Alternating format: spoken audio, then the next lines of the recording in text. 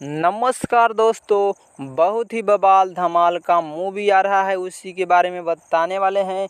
तो अगर आप चैनल पर नए हो तो वीडियो को दिल से लाइक करके चैनल को सब्सक्राइब ज़रूर कीजिएगा और शेयर ज़रूर कीजिएगा मेरे दोस्तों, क्योंकि सरस्वती मूवी आ रहा है, फुल मूवी आ रहा है। ये मूवी आते ही पूरा बवाल और धमाल मचा के रख देगा, क्योंकि इसमें बहुत ही बवाल और धमाल का इसमें डायलॉग एक्शन वाला लुक में इस मूवी को बनाया गया है और बहुत ही शानदार ये मूवी है। क्योंकि देखिएगा भैया, बवाल धमाल इंटरटेनमेंट टाइम पर ये मूवी होने वाला है। बवाल और धमाल मचाने वाला मूवी बताया जा रहा है, क्योंकि इसमें बतासा जी नज़र आने वाले हैं।